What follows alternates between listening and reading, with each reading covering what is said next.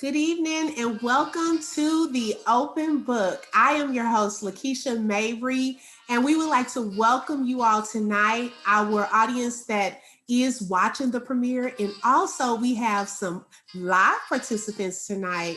And so, we thank you all so much for joining us. Now, tonight is actually going to be an exciting night. We are in for a treat. I am a part of a Facebook group called Village Moms.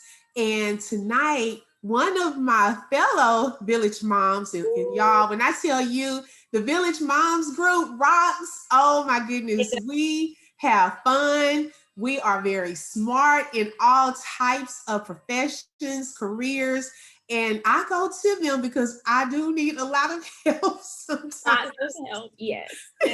We all do. Right. And so when I tell you this is an honor that one of our village moms, she's also an author. And so tonight we have Dr. Baranda Fermin, and she's going to discuss with us, I should say, her book called For Our Boys, A Mother's Prayer. And I actually have my book.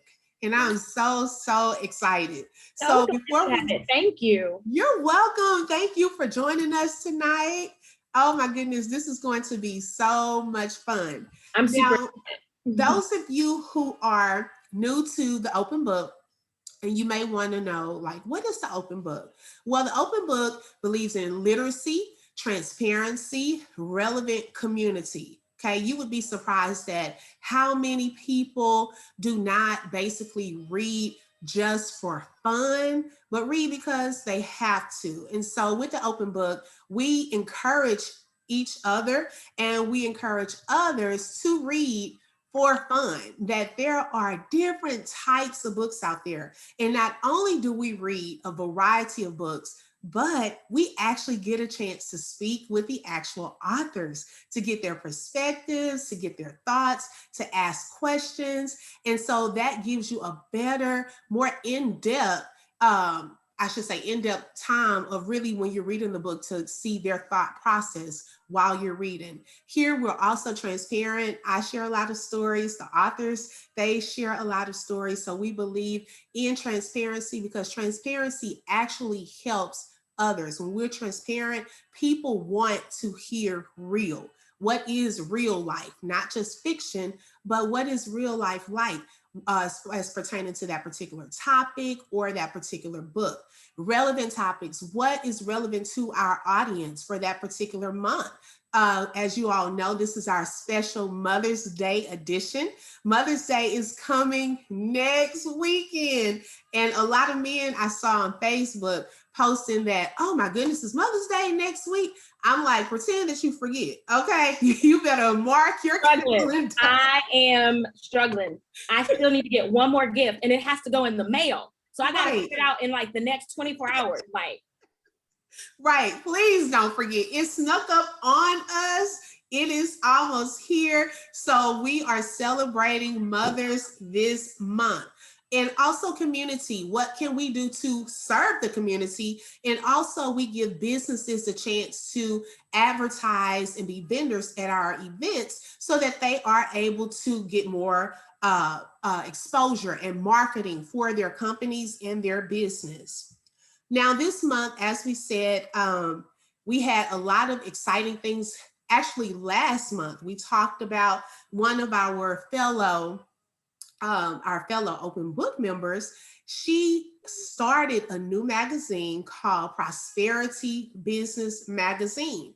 And her name is Eleanor Ward. And I have the website on here if you are interested in purchasing one of her magazines. Now, but one reason that, I'm of course supporting my friend and our open book member, but another reason is I had a chance to do an interview with Eleanor, and I had an opportunity to discuss more about the open book. And so you can hear more fun little stories, who I would like to interview that's famous and so forth in that issue, this last issue, which was her first issue of Prosperity Business Magazine. So I encourage you to visit her website and purchase her magazine, and it has a lot of different things in there, from fashion to the interview, and then she even gives more information about her and some things that she's working on as well. As you all know, this month is Mother's Day next weekend, and I am dedicating this month's show to my mother and also some other women who I consider moms in my life. First, I would like to celebrate and honor my mother, Deborah Hamilton. She passed away in 2017, but when I tell you my mom lives on in my heart, I feel at peace because I know she's at peace. But I dedicate this to her. I thank God for the strength and the things that she poured into me. And I wouldn't be who I am today if it wasn't for God first and my mom. So I am very, very grateful and I honor her today. Also, Pastor Sonia Dickerson, who is my spiritual mom. She's also the first lady and pastor of Dayspring Family Church. She was close to my real mom, which is so funny. And my mom used to always tell her, to watch out for me with some things that I didn't even know that they had discussed. And so Pastor Sonia is always there, has been there when I tell you the lows of moments when my mom was not able to be there, to the highs. And I am truly, truly grateful. And I honor her this Mother's Day. My mother-in-law, Miss Belinda Williams, I do give honor to her for Mother's Day and dedicate this show to her. She is the mother of my husband and she raised a great man. She is so warm, caring to our family, our grandkids, anything that we need, we can always call her. Last but not least, Mother Elmira Battles. She is another mentor to me, spiritual mom to me. She gives great wisdom. I used to be so nervous just to talk to her and things, because she's very fashionable and things of that sort. But when I tell you, just watching her, I learned so much, and I can actually be myself with Mother Battles, and she doesn't judge me. She laughs with me. We love hanging around Mother Battles because we really go out to eat a lot, but we miss those times with the pandemic and so forth. But she has been a great inspiration to me, a mentor, and I dedicate this show in honor of Mother Battles as well. And so we're going to actually go ahead and get started. We have a very special treat tonight with guest author Dr. Baranda Fermin. She has written this book called 4-Hour Boys. I was about to say 4-Hour Prayers. 4-Hour Boys, A Mother's Prayers. And what's so ironic is the book that is about her son, her actual son is with her tonight. I found that like so awesome. When as they get older, they don't always think it's cool to hang out with us, especially when, they have the choice to watch like Blippi or Wild Kratts or something. Right. And so he decided he wanted to hang out with us tonight. So I was like, okay, come on. Support mama. I love it. That's right. And is this your picture on here? Is that you? He is so handsome. We're happy to have y'all on here tonight. Him it's time to grow all of this hair. And now that was one of the first things. So I had a midwife, even though I was 35, almost 36 when I was pregnant with him. And so we had to do some tests, but we didn't do a lot because we had a midwife, not a doctor.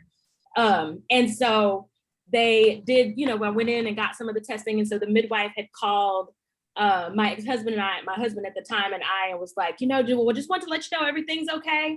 I was one of those people that was like, I don't care what it is. I just want it to be healthy. I don't really, I'm fine. Right. And she was like, well, everything's healthy, including the chromosomes that say it's a boy. You want to know what my first thought was? My first thought was, I don't have to comb hair. Right.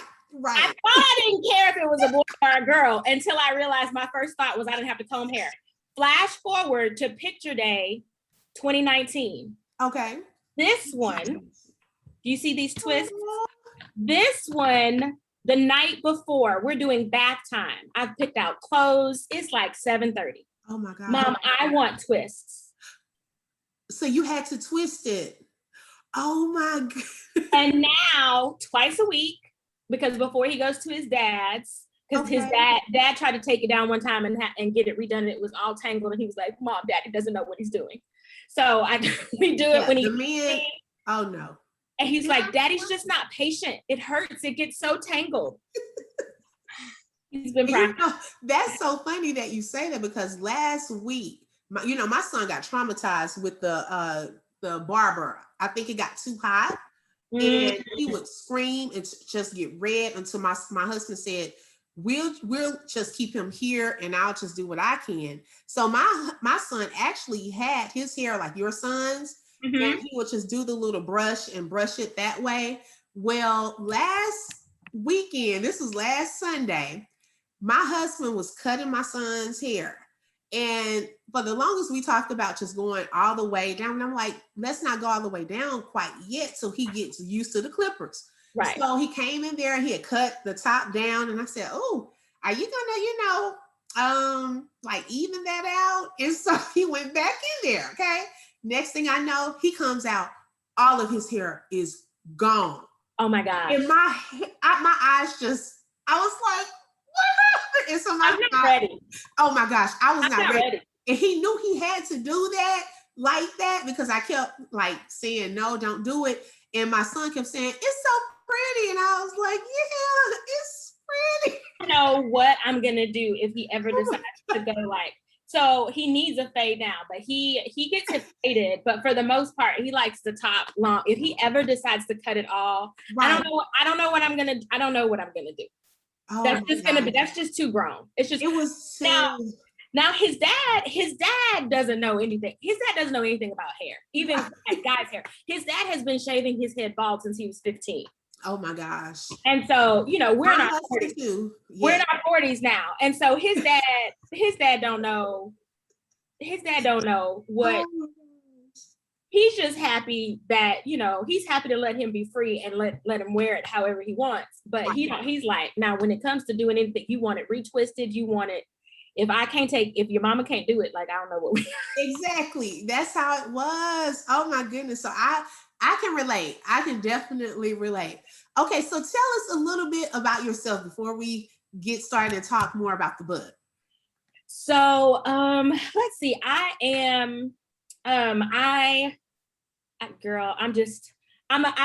People call me a busybody. I am always doing something. I move with the spirit. I don't do too much of one thing too long. Right. In the denomination I'm currently pastoring in, we don't necessarily have apostles like the old school Kojic church that I grew up in, but definitely sort of have that apostle spirit. I love listening to people's ideas.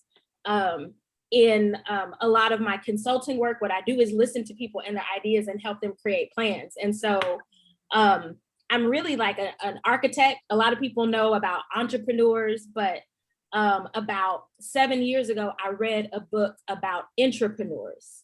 And intrapreneurs are really people who have the same like startup energy as like entrepreneurs, but they have that generosity of spirit. They don't care who owns the idea.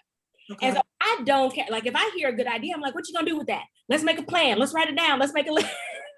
Wow. And so I just love listening to people, listening to their stories.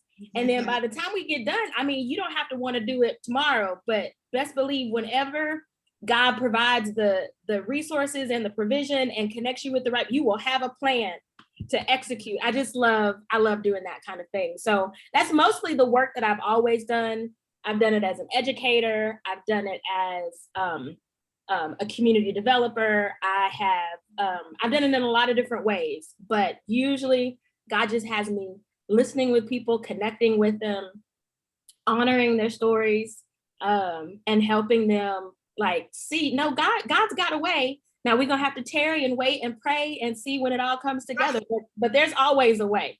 Yes, and I need to talk to you about some things because I didn't even know that you did that type of work. Oh my goodness! So this is God in itself showing me, okay, you need to talk to her about some other things. So yeah, I'm currently pastoring. That's how we stay in chicken nuggets and hair conditioner for the most part over here. The staples. the staples of our life.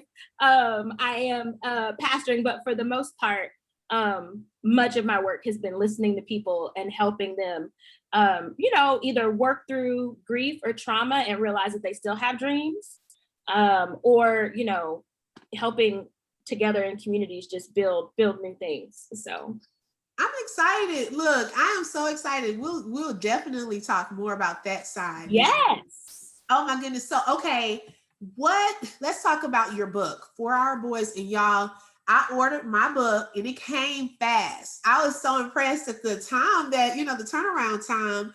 And I love it that it's not too long. Those of you who are like, oh, I don't have time to read, it is just right. And when I tell you, when I opened it and I saw the different chapters and so forth, I'm like, this is really good, because these are things not only that apply to boys, but could apply to girls as well. Because they really are universal. They're universal. I named it 4 Our Boys in particular because at the moment, so when I found out I was pregnant with him, when my husband at the time, we found out we were pregnant, it was the week that Selma came out.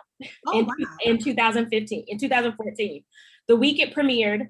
No one knew that we were pregnant yet. We held on to it for just a little while. This is a rainbow baby for me. And so, we held it close for just a little while, but we went to the premiere. And as the movie closed, I was like a puddle of tears, just bawling. And I was like, Lord, we haven't done enough. We're not ready. And I wasn't talking like, girl, I was 35, almost 36 years old. Like, we were grown. We were ready, in the ways that we typically think.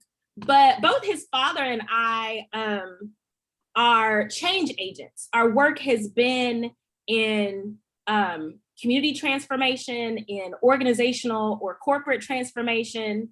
And I was just like, the world has not changed. Like, we've been doing this since we were 20. Like, we've been we were, a part of Black student government when we were in college. Like, we had known each other for 14 years at this point. Like, we have been trying to change the world since we were babies. Now we're about to have a baby. People get, Tamir Rice, Jonathan Edwards. Then the movie Selma was out, just showing us like, maybe we haven't come as far. Girl, I was a mess. Do you hear me? Right. A mess. And going into, 2015 when he was born, that election cycle, all the things that happened, I was like, not just in the election cycle, the stuff that was happening in Hollywood, and I was just like, Lord, have we failed our men? Ooh. Because most, like, we are striving. We are, as women, we are bosses. We are definitely making moves. But the majority of our leaders, the history of leadership in this world, in this country, is men. Yes. And so we have to ask ourselves, as a pastor, you say, yeah, the world is broken. Right. But God has given us the power to overcome that. So how are we failing our boys, our men, to have this level of a crisis? I was like, why am I in this movie theater crying like this? What can... No, that's real talk, because, and it's funny because I'm in education too. I didn't know you were in education, and we were 15 years, girl, 15 years. Oh, okay, I didn't know that. And we were just talking about the boys the other day, another teacher and I, and we were saying, a lot of the boys need mentors, because some of them in certain communities, the dads are in jail, or just don't have a relationship with them. And a lot of times when they see the young boys acting out, it's not so much that they're acting out just to act out, but they don't have any direction, no one to pour into them, no one to really teach them. And my heart is truly grieved. Like, when you're talking about that, like, my heart is grieved, because I'm like, what is the solution to help these boys? Because these boys are graduating in 4 years. What do they do at that point? And I taught first grade, I taught kindergarten, and then I taught a grade called transition. Okay. And then I taught 5th grade before I realized that God had called me to teach adults. I mean, I taught 5th grade too. Fifth grade was the year I was like, okay, God, you're gonna have to show me something else. And I knew I had gifts in teaching. Okay. And luckily had a lot of amazing mentors in my life. And so decided to go back and get my master's. And as I was working on my master's, I knew I would get my doctorate. But I kept asking questions. And one of my longtime mentors, a Black man, Tuscaloosa, Alabama, had gotten his doctorate, was on the championship Alabama football teams that went to meet President Clinton, right? So you can imagine a Black man from Sweetwater, Alabama, that then goes into education, meets the president. So he's talking and he's like, Baranda, the questions you're asking, you will never be satisfied as an educator. You're not asking questions about how we do things. You're asking why we do this. Yes. Why we structure it in this way, why our boys have these experiences.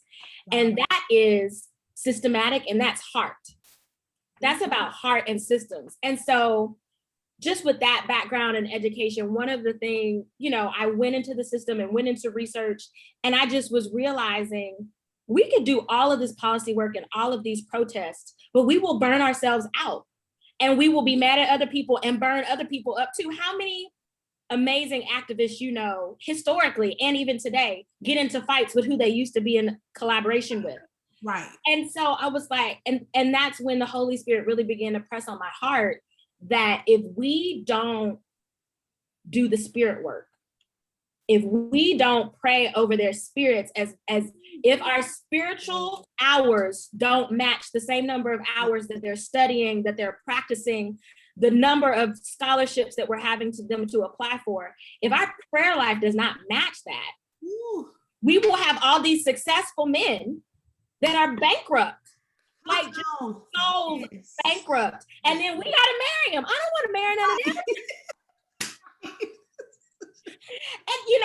And I had so many friends that had girls, and we would be praying, and I had him later. So I have friends that have college and college graduates. I have friends that have 22, 24-year-olds. Okay. And I have friends that are like us that, that are 40s with kindergartners wondering what are we doing? I'm on the last little nerve at 42.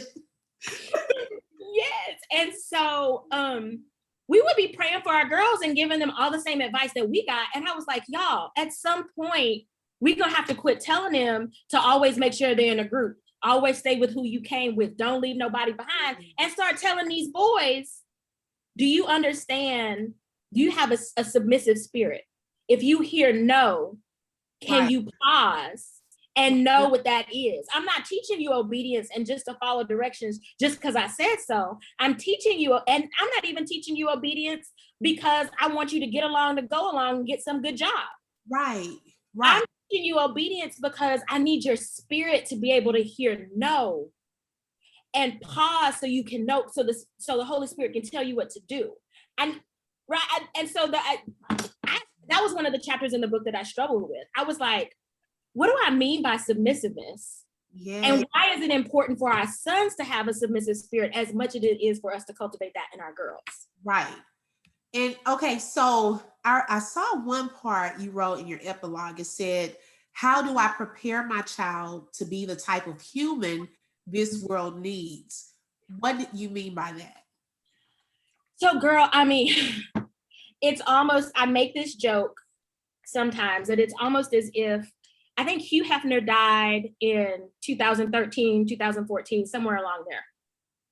And I make this joke that it's as if he was holding together this black hole in the universe. Okay. Because after Hugh Hefner died, all the secrets of all the powerful / successful men in every industry, Hollywood, banking, like all kinds, just started coming out. And I was just like, who do I tell my son to be like?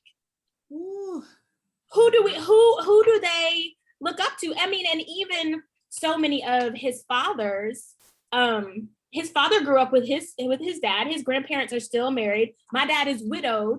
So, I mean, my father is around, and has been around. And so many of our friends had both of their parents, which is not the story of, of all of our peers, but even our parents were around but absent because they had to work so much.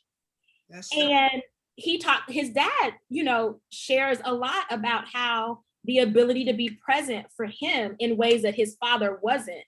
Yes. Even though he's still running a successful business, right? And so how, even when folks were present, they weren't necessarily available. And so it was like, who do we tell him to look up to? What is the standard of reach for this, son? Yes. And it's just like, are we really just at the fruit of the spirit? Son, I just want you to be a good person. I want you to bear the fruit. I want you to be kind. I want you to be long-suffering. I want you like. Woo, that is so true. Can we start there? Because I know on the way to school every morning, that's one of the things is we do affirmations in the morning. And one is, I am kind. Because, there are some things that you're doing at school. So my daughter made a connection one time where she did something that wasn't kind. So I said, well, in the mornings, what do we say? I am kind. Do you think that was a kind thing to do? No, she was able to see, okay, if I'm going to confess this, my actions need to start lining up with this. And so do you say affirmations with your son or some of the things that you wrote in the book that you talk about? We do. And one of them is kind, and one of them is being helpful, and funny story, but also just demonstrates like the ability, our prayers oftentimes, and this, you'll pray about something and then you'll run into somebody later that day or the next day, and you'll end up having a conversation about what you were praying about, right? And that's just a little God wink, like God saying, I got you, Holy Spirit's with you. And it's also that kind of opportunity with our kids. Right. And so, funny story, we say our affirmations, and one morning we were on our way to school and we were doing our affirmations. And so we turned, I was like, okay, buddy, today he's like, I'm going to be helpful. And, no, I'm going to be kind. I was like, and we're going to be helpful. No, mommy, I'm not going to be helpful. I'll be kind, but today I don't feel like helping. Oh my God. And I was like, okay, buddy, I can understand. Is there anything going on? Is there a reason? He's like, no one did anything. I'm just tired today. I just want to play and read. Wow. But it was an opportunity. One of the things God was doing, the Holy Spirit was whipping my behind boundaries. And like, if your 4-year-old, if this was last year, if your 4-year-old can say, no, I'm not going to help today because I can be kind, but I don't have enough, right?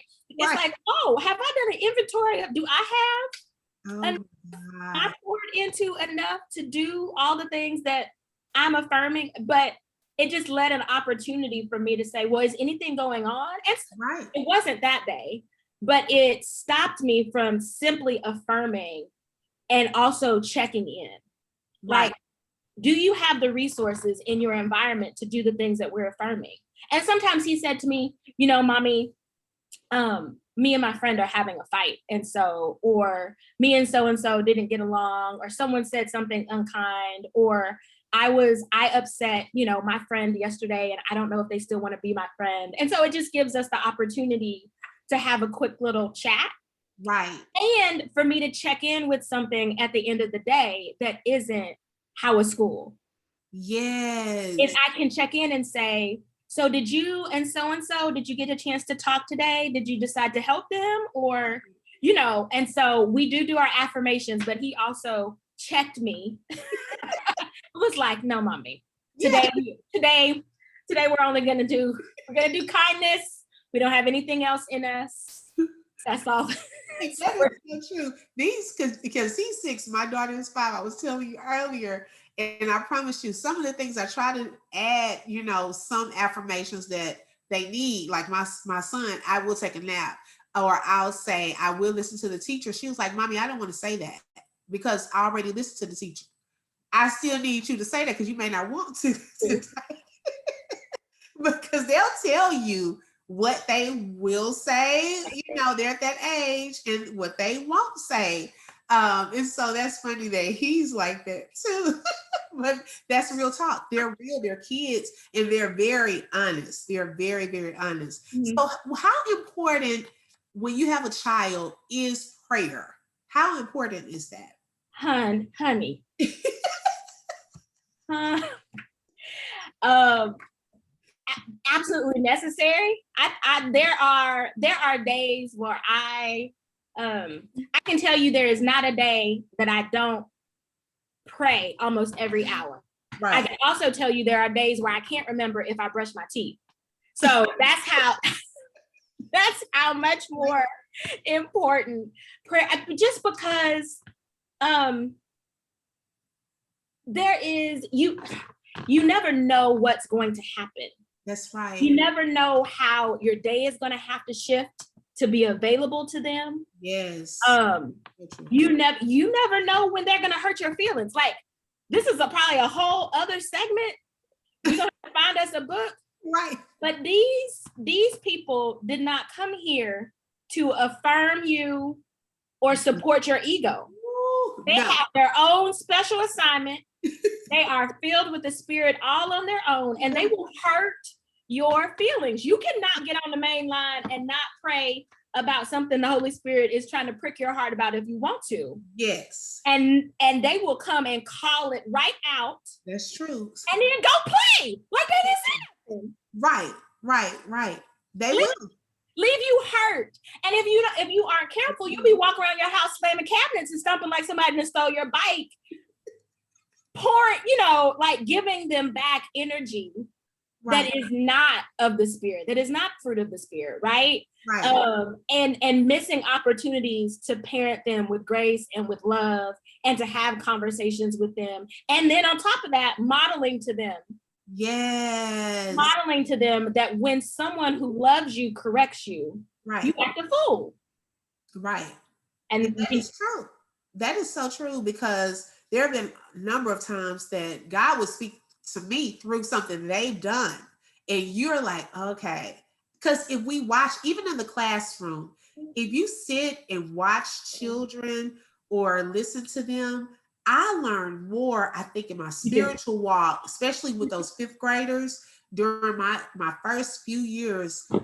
I had to learn humility. I had to learn forgiveness. I had to learn, and just by watching and doing it with the kids, I'm like, I have to go ask the child for forgiveness, Sometimes we think we're grown. We don't have to. Right.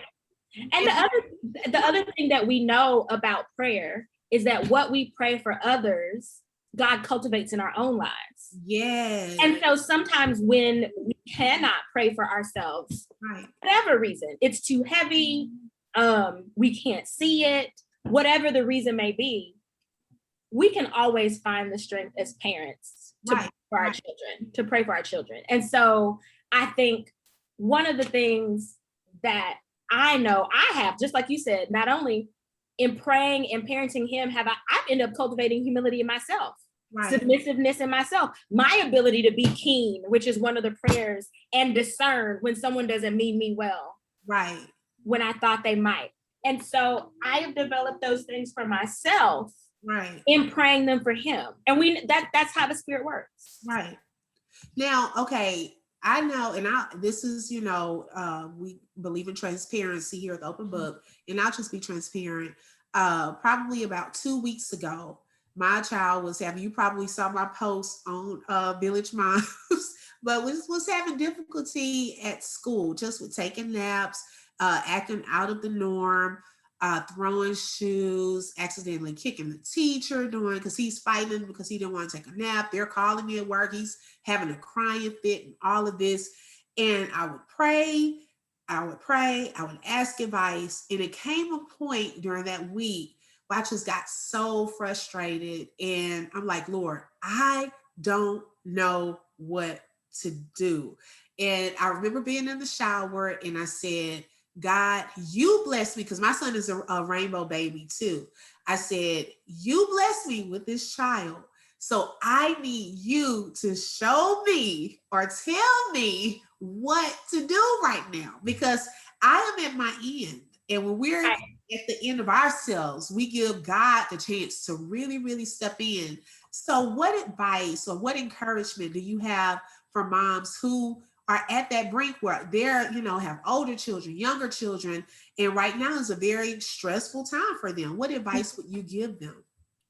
I mean, the thing that has kept me, because I've reached that end so many times, is to have people that can pray for you and that can pray with you. Have someone that you can be transparent with and vulnerable with. Right. I mean, and I'm a single mom. So this isn't like, a lot of people are like, well, that's easy when you've got a partner, you've got a spouse, someone who, sees you day in and day out and, knows the stories of your children and knows, what your children, I know not all of us have that, but have someone. Right. So sometimes it's my godmom. Sometimes I have a really good friend who has known me as long as I've been a mother. Right. And so, and it's not always, holy when I say it. Sometimes it's like, you're going to have to come pick him up if you don't tell God to come figure something out. Amanda Seals was one of my favorite comedians and actresses. And I pull a prayer like, show me. She has a thing where she's like, show me ancestors, like, show me angels. Like, I know y'all sick of my foolishness too. Show me, I'm trying. I think one of the best pieces of advice is to have people that see you. Right. And that you can be honest with. Because so many of those tragic stories where mothers and families do the unthinkable to children are oftentimes people trying to act like they could do it. Right. Trying to hold it together, trying to push through when really it may be a moment of surrender. It may be a moment to just say, I don't know. Right. And to have someone that you can say that to, his father and I are on very good terms now, but when we had been friends for 14 years before we got married, but when we going through the divorce, like, we weren't friends. Right. And I'm not from Dallas.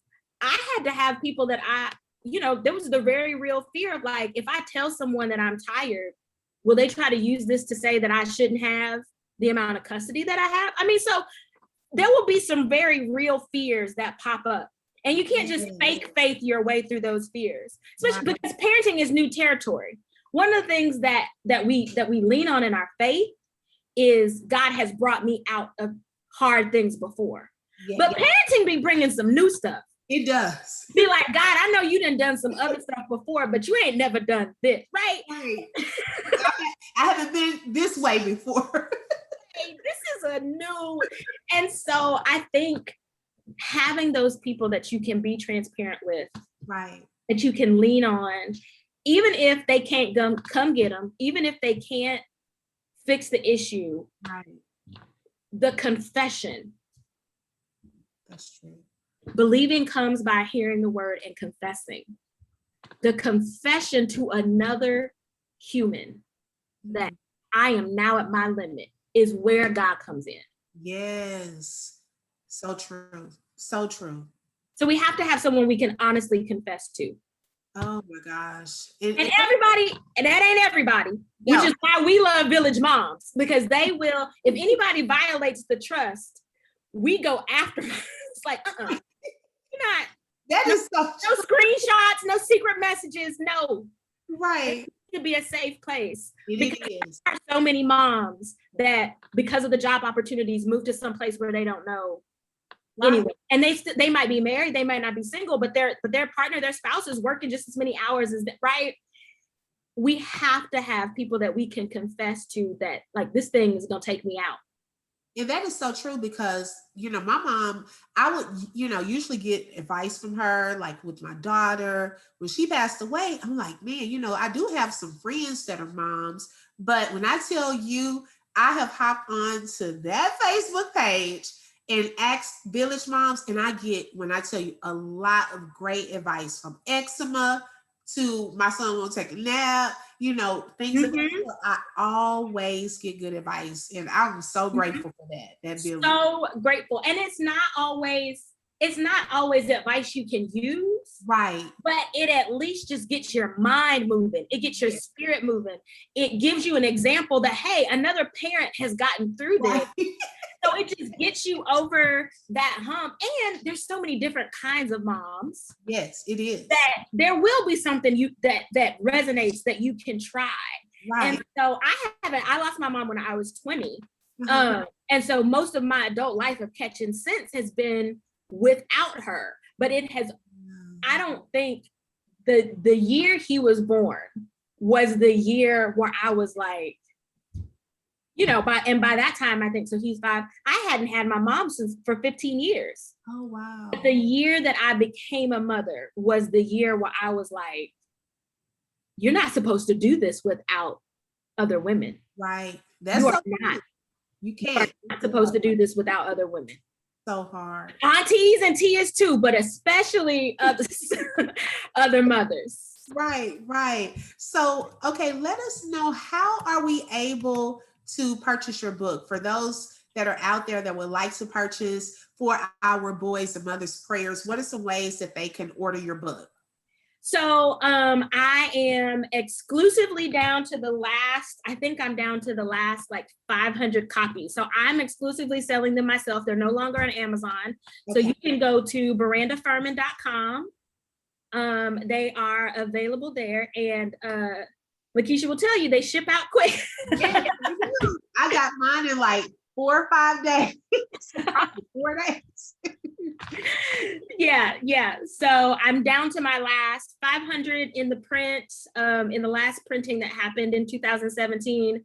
And so I'm sending them all out myself. I think sometimes I even put a little note or a little something in there. And so, barandafermin.com is where you can purchase the book. Okay, great. We thank you so much for being Thank you for having me. Thank you so much for having me. Oh, you're reading is the only goal we had in the pandemic year was him reading, and he's a strong reader, be reading text messages and things he doesn't need to read, but they gotta find stuff on YouTube.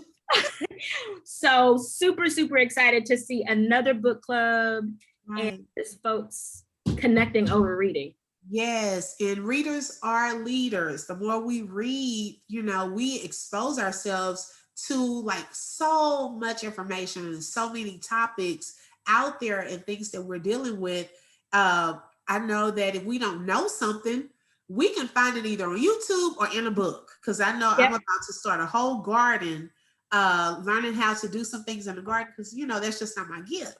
And I said, well, you know what? Let me look on YouTube and see what to do, or find a book. This here, I've already started praying over my son, my own son. And I really thank you, because there are some things that are in here that I'm like, you know what? I never thought to pray about that. So thank you for your obedience to God in writing this book and setting an example for other moms. So now we're going to do our last segment called Mother Knows Best Trivia. And everyone on here can participate in this particular section. Very simple. This is all you have to do. So I will post different questions, okay? And we're not going to say it aloud, but in the chat, you're going to write the letter choice of the correct answer. The first person who types in the correct answer will get the point. The person with the most points will win a special prize. And I'll show you all what their prize is at the end, okay?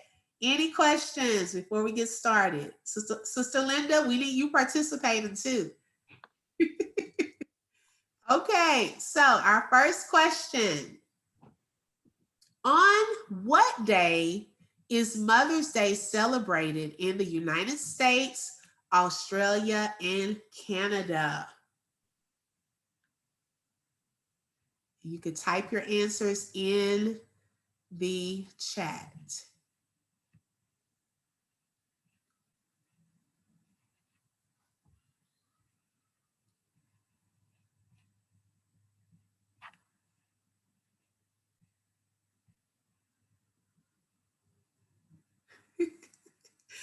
Okay. Anyone have the correct answer? Ding, ding, ding. Okay. The correct answer is D, the second Sunday of May. Okay. Let's go to the next one.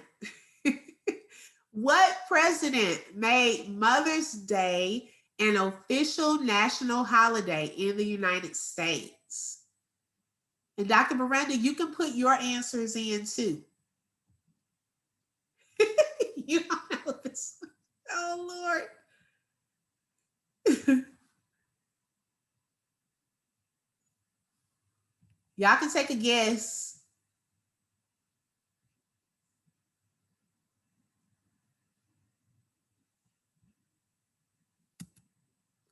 Okay, correct answer was B.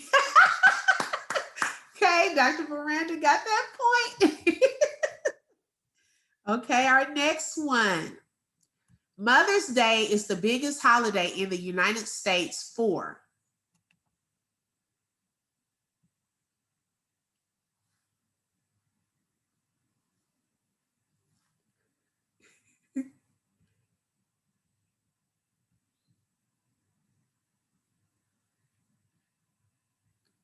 Sister Linda, you're correct. Flower sales. Good job.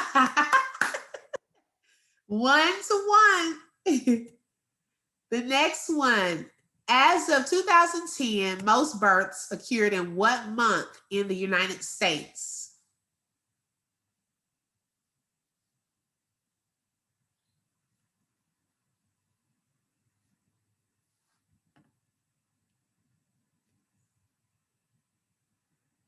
No one got that one. It's actually B, September.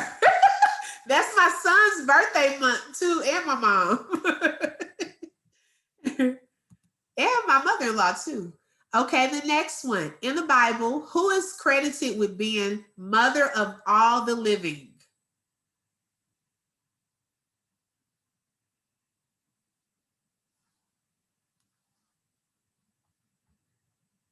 Okay, Dr. Miranda got that one. It was B, Eve. Okay, next one. Question 6. What is the traditional Mother's Day flower in the United States?